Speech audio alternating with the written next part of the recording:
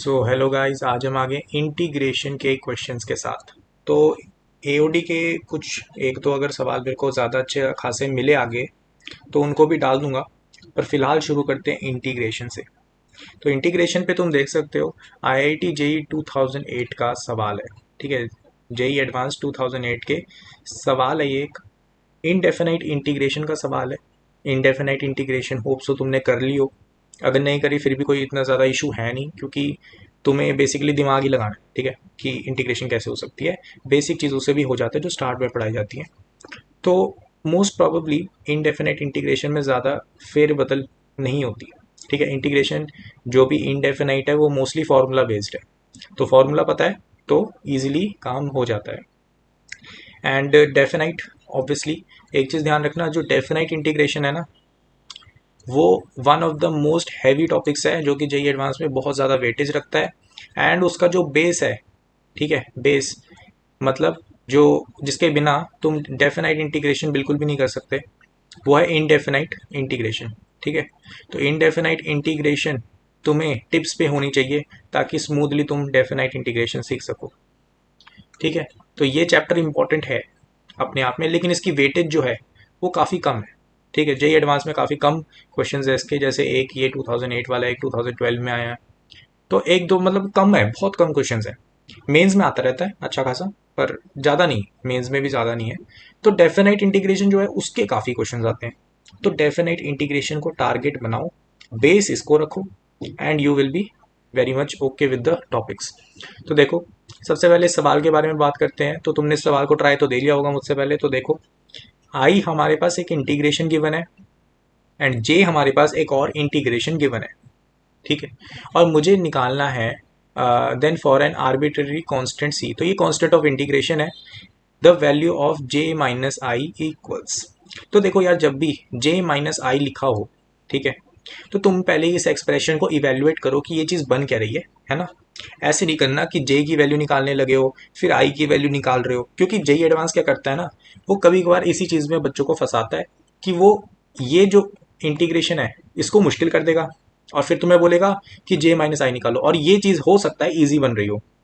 ठीक है, तो मोस्ट प्रोबेबली तुम्हें बस जेई एडवांस के क्वेश्चंस में एक चीज़ ध्यान रखनी होती है, जो चीज़ निकालनी है उसको एक बार इवेल्युएट करके देखो। मतलब जो भी तुम्हें गिवन है उसको डायरेक्टली सॉल्व करने की जगह एक बार इस एक्सप्रेशन में डाल के देखो, क्या पता चीज़ें सिंप्लीफाई हो रही हूँ। ठीक है, तो देखते हैं जे माइनस आई। ठीक है, जे माइनस आई वो अपने पास आ जाएगा इंटीग्रेशन, जे हमारे पास ये है e to the power minus x divided by e to the power 4x plus e to the power minus 2x plus 1 dx। फिर माइनस कर रहे हैं हम integration e to the power x divided by e to the power 4x plus e to the power 2x plus 1 dx। Clear है। अब एक चीज़ यहाँ पर माइनस आना है, और एक चीज़ आपने सुनी होगी कि ये इंटीग्रेशन जो है ये बहुत इजी लग रही है देखने में। इसमें तुम्हें सीधे लग रहा होगा कि भाई पुट कर दो ई की पावर एक्स को टी, है ना, और काफ़ी सिंप्लीफाई हो जाएगा। बात तो सही है, लेकिन प्लीज़ एक बार भरोसा रखो, एक बार इसको इवेल्युएट करो। पहली बात तो इसमें एक प्रॉपर्टी तुम यूज़ करोगे कि अगर बीच में माइनस साइन है, ठीक है, बीच में माइनस साइन है, तुम क्या कर सकते हो, इंटीग्रेशन को कंबाइन कर सकते हो। तो कंबाइन करने के बाद क्या बनेगा, इंटीग्रेशन, पहले इसको सिंप्लीफाई करो। ठीक है, इसको सिंप्लीफाई करने वाले हम। तो इसको सिंप्लीफाई कैसे करोगे, इसको सिंप्लीफाई करोगे तुम इसके माइनस साइन को हटाकर। तो माइनस साइन हटाओ, ई की पावर एक्स नीचे आ जाएगा, और इसमें भी है ना, ई टू द पावर 3x। ठीक है, e to the power 3x divided by e to the power 4x plus e to the power 2x plus 1, ये चीज़ बन गई है। ठीक है, तो हमारा इंटीग्रेंड ये चीज़ बन गई। अब हमें सिंपली इसको लिख सकते हैं कंबाइन करके, e to the power 3x minus e to the power x divided by e to the power 4x plus e to the power 2x plus 1 dx। Clear है। अब देखो, एक चीज़ बहुत इंटरेस्टिंग है, e to the power x तुम यहाँ से कॉमन निकाल सकते हो। ठीक है, तो e to the power x तुम कॉमन निकालोगे तो क्या बनेगा, e to the power 2x minus 1 into e to the power x dx divided by, ये वेक्टर कैसे बन गया, तो e to the power 4x plus e to the power 2x plus 1 integration. ठीक है, इतनी चीज़ क्लियर है। अभी मैंने कोई फॉर्मूला यूज़ नहीं किया है, मैंने सिर्फ इंटीग्रेशन को कंबाइन किया है और समवॉट ये फॉर्म बन गई। अब आपको जैसे कि आपने इंट्यूशन में भी आपको आ रहा होगा कि e की पावर x को अगर मैं t भर दूं तो मेरे पास सिंप्लीफिकेशन हो सकती है। तो मैं इसको पहले डिफ्रेंशिएट करूंगा ताकि dx का ऑपरेटर का देखूं क्या हिसाब होना है। e की power x dx plus sorry यहाँ पर इक्वल टू आएगा इक्वल टू डी टी। तो यहाँ पर e to the power x को मैं उधर लेके जाऊंगा तो मुझे नहीं, इसको डायरेक्टली रख सकते हैं ना, तो इसको डायरेक्टली रख लेते हैं। तो अपने पास जो इंटीग्रेशन है वो ट्रांसफॉर्म हो जाएगी। इंटीग्रेशन लिख दूं मैं, क्या बनेगा, integration T square minus 1 D T divided by T to the power 4 plus T square plus 1। Clear है। जैसे ये इंटीग्रेशन आपके सामने आ गई, और हो सकता है कि अभी जो मैं आपको मेथड बताने वाला हूं वो आपने ना सुना हो। ठीक है, सो लेट्स सी। देखो यहाँ पर आपको जब भी ऐसी फॉर्म आएगी, ये एक स्टैंडर्ड फॉर्म है, माइंड इट। ठीक है, ये एक स्टैंडर्ड फॉर्म है जो आपको पता होनी चाहिए। तो इसको आप अपने फॉर्मूलाज में ऐड कर सकते हो अगर आपने अभी तक यहाँ तक नहीं पहुंचे हो, या फिर आपने इस चीज़ को छोड़ दिया, ठीक है, याद करते हुए। तो इसको अपने शॉर्ट नोट्स में लिख लो, this is a important form. तो देखो इसमें करते क्या है, इसमें स्टेप 1 आपका ये होता है कि डिवाइड बाय टी स्क्वायर। ठीक है, टी स्क्वायर से आप डिवाइड करो तो आपको मिलेगा 1 minus 1 divided by t square numerator में, divided by t square plus 1 divided by t square d t, और ये इंटीग्रेशन। अब यहाँ पर हमारा आइडिया ये होता है कि अगर हम नेक्स्ट स्टेप में पुट कर दें T plus 1 by T equal to Y. Clear है। तो जैसे ही मैं ये चीज़ पुट करूंगा तो मुझे एक चीज़ पता है कि जब मैं इसका डेरिवेटिव करूंगा मुझे क्या मिलेगा, 1 minus 1 divided by t square into d t equal to d y. तो न्यूमरेटर पूरा डी वाई बन जाएगा। और अगर तुम सोच रहे हो कि डिनोमिनेटर को कैसे ट्रांसफॉर्म करें, तो एक चीज़ फॉर्मूला याद करो कि जो टी प्लस 1 बाई टी का स्क्वायर होता है वो क्या होता है, T square plus 1 by t square plus 2। तो यहाँ पे 2 को इस तरफ लेके जाओ तो आपको इसकी वैल्यू मिल जाएगी जो कि डिनोमिनेटर में एग्जिस्ट करता है। तो आपके पास इंटीग्रेशन क्या बन जाएगा, इंटीग्रेशन, ठीक है, आपने इसको डाल दिया ना, तो आपके पास बनेगा ऊपर तो डी वाई बन जाएगा। ठीक है, और डिनोमिनेटर आपके पास क्या है, डिनोमिनेटर को ट्रांसफॉर्म कर रहा हूं मैं, देखो ध्यान से, ये रहा हमारा डिनोमिनेटर। डिनोमिनेटर को मैंने देखा, मैंने बोला T square plus 1 by t square की वैल्यू मैंने यहां से निकाली तो मुझे मिला टी प्लस 1 बाई टी का स्क्वायर माइनस 2, और यहाँ पे प्लस 1 भी है तो वो बना देगा -1। ठीक है, -1।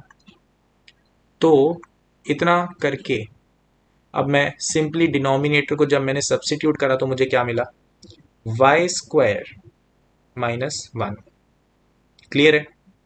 तो जैसे ही ये चीज़ आपको मिली, अब आप या तो डायरेक्टली फॉर्मूला यूज़ कर सकते हो जो लॉगरिथम वाला होता है ना, या फिर अगर आपको फॉर्मूला याद नहीं है बाय चांस तो आप क्या कर सकते हो, स्प्लिट कर सकते हो, फैक्टराइज कर दो। तो यहाँ पर आपके पास आएगा y+1 एंड y-1। ऊपर आप 2 से मल्टीप्लाई और डिवाइड कर दो। ठीक है, इंटीग्रेशन यहाँ लगा हुआ है dy। तो न्यूमरेटर को आप कैसे लिख सकते हो, न्यूमरेटर को आप लिख सकते हो y+1 माइनस y-1। क्लियर है।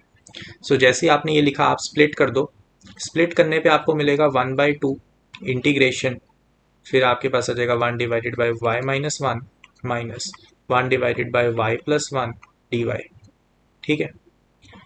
सो अब आप इंटीग्रेशन करोगे तो आपको मिल जाएगा 1/2 ln of y-1 divided by y+1। Clear है। तो यहाँ पे मॉड भी आएगा अंदर, ध्यान रखना। ठीक है, मॉड डालना बहुत ज़रूरी है क्योंकि लॉगरिथम के अंदर वाली क्वांटिटी हमेशा पॉजिटिव होती है। तो अब हमने आंसर निकाल लिया है +c। क्लियर है, आंसर निकल चुका है। अब आंसर निकल चुका है तो हम एक चीज़ यहाँ पर मैं बता दूं कि फॉर्मूला जो है ना यहाँ पर कि integration 1/y dy ln of y का मॉड, ये चीज होता है, ठीक है, फॉर्मूला है।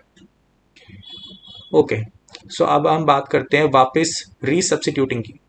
तो हमने y को क्या डाला था, t+1/t है ना, तो हमने 1/2 ln ऑफ यहाँ पर t+1/t -1 डिवाइडेड बाय t+1/t+1, ठीक है, उसका मॉड एंड प्लस c, ठीक है।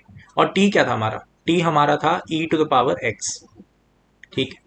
सो यहाँ पर हम सब्स्टिट्यूट करेंगे नेक्स्ट स्टेप पे, 1/2 ln ऑफ यहाँ पर आ जाएगा t² और माइनस टी, ठीक है, e⁻2x minus e⁻x plus 1 divided by e⁻2x plus e⁻x plus 1। अब यहाँ पर फैक्ट वाली बात यह है कि आपके पास ये जो ओवरऑल क्वांटिटी है ये हमेशा पॉजिटिव है, ठीक है, this is a overall positive quantity plus c. तो आप मॉड को हटा भी सकते हो, ऐसी कोई बड़ी बात ये नहीं है, ठीक है। So we get our answer, जो कि सी ऑप्शन हो जाता है हमारा करेक्ट आंसर। देखो क्वेश्चन बढ़िया है और मैंने काफ़ी डेप्थ में तुम्हें बताया कि कैसे कैसे हमने आइडिया लिया, एंड इसको ध्यान रखना, ठीक है। ये जो फॉर्म है ना इंटीग्रेशन की, this is a standard form, ठीक है। और जब तुम इस फॉर्म में आओगे, ठीक है, इस फॉर्म अगर ये फॉर्म तुम्हें किसी भी टेस्ट में मिल गई, चैप्टर में मिल गई ना, ठीक है, ये फॉर्म आपको याद रखनी है, क्योंकि इसका आइडिया बस यही है, t+1/t, या फिर हो सकता है t-1/t भी हो सकता है, ठीक है। आपको सोचना होगा कि ऊपर जो ये है ना, ये साइन है, ये क्या है, ये माइनस है कि प्लस है,